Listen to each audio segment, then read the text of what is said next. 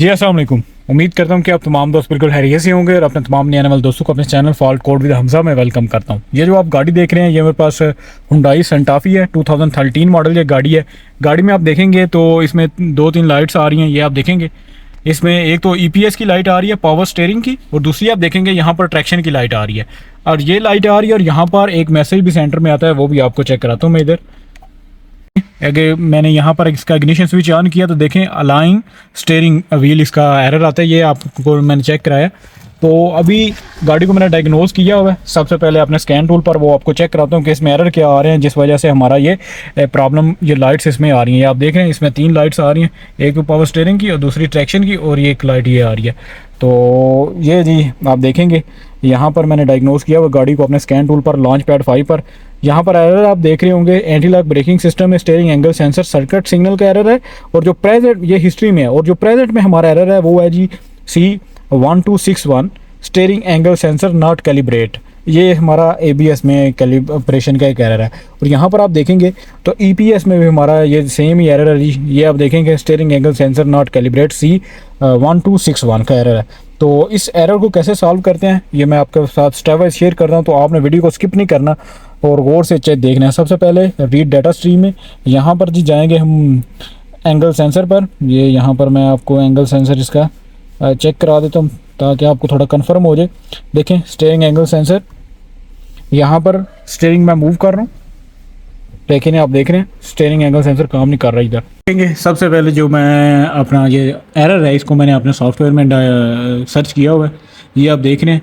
अब इसमें आप पॉसिबल काजेज़ देखेंगे तो पॉसिबल काजेज़ इसमें है कि सबसे पहले जो काम है हमने करना है इसकी कैलिब्रेशन आर नॉट कंप्लीटेड। दूसरा हो सकता है कि फॉल्टी इसमें स्टीयरिंग एंगल सेंसर हो, या फॉल्टी HECU जो इसका मॉड्यूल है वो हो सकता है वो उसमें प्रॉब्लम हो। लेकिन सबसे पहले जो चीज़ है वो स्टीयरिंग की एंगल सेंसर की कैलिब्रेशन है। वो कैसे करते हैं आपने बिल्कुल स्किप नहीं करना वीडियो को और एंड तक देखना है, इंशाल्लाह ये आपके सामने इस फॉल्ट को क्लियर करेंगे। यहाँ से मैंने आपको चेक करा दिया कि देखें मैं मूव भी कर रहा हूँ, लेकिन ये बिल्कुल काम नहीं हमारा कर रहा, और साथ में इसकी लाइट भी जो है वो ब्लिंक करती है इसकी पावर स्टीयरिंग की।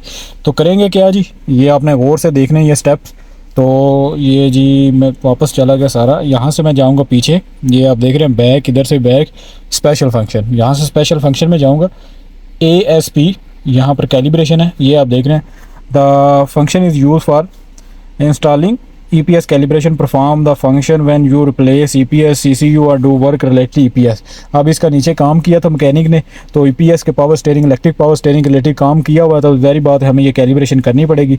तो यहाँ पर मैं इसको ओके करूँगा। ये थोड़ा सा आपको इंस्ट्रक्शन देगा, जैसे ये इंस्ट्रक्शन देगा इधर आपने बिल्कुल उसी तरीके से करना। देखें वो कह रहा है कि this function is use for the installing EPS calibration perform the function when replace. ये कोई भी आपने चेंज इसमें चीज़ की है या कोई काम किया तो ये आपको करना पड़ेगा। तो ये तो पहला था। अब सेकंड स्टेज या सेकंड स्टेप है इग्निशन और engine stop. Turn the steering wheel to straight head position and press okay.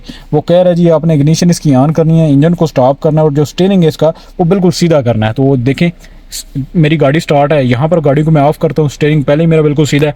यहाँ से जी मैं इग्निशन इसका सिर्फ ऑन करूँगा। ये आप देख रहे हैं जी यहाँ से इग्निशन इसका ऑन है। तो यहाँ पर करेंगे जी हम ओके। देखें installation is complete. After ignition key off, wait for 15 seconds before next ignition on and press OK. Check the steering angle sensor is within up or down 5 degree at data analyze। वो कह रहा है कि अगर इसकी installation जो है वो कंप्लीट होगी, आपने बस 15 सेकंड इंतज़ार करना है। तो आई होप 15 सेकंड हो गए हैं, और इसकी इग्निशन की मैं ऑफ़ करता हूँ और फिर इसको ऑन करता हूँ। तो इसको मैं आज ही ऑफ़ करता हूँ इधर से, और अभी मैं इसको ऑन करता हूँ। तो अभी मैंने ऑन कर दिया, ये यहाँ से कम्युनिकेट कर रहा है। और यहाँ से हम बैक जाएंगे तो यहाँ पर हम देखेंगे जी अपना एरर से आप देखेंगे तो हमारा जो एंगल सेंसर का और दूसरा पावर स्टीयरिंग का वो एरर चला गया। और यहाँ पर हम रेज़ करेंगे, कैलिब्रेशन का एरर जो आ रहा था वो पहले इधर एरर था वो अभी चला गया। तो अभी हम इसको मूव करेंगे थोड़ा सा।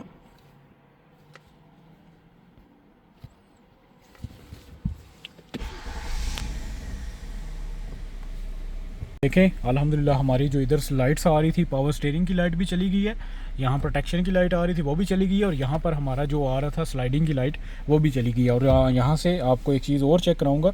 देखें यहाँ पर अगर पहले हमारा एंगल सेंसर 0 पर था तो वो भी आपको चेक करा देता हूँ ताकि आपको कंफर्म हो सके चीज़ें। तो रीड डाटा स्ट्रीम, यहाँ पर देखें हम calibration offset, angle steering sensor, steering torque, okay.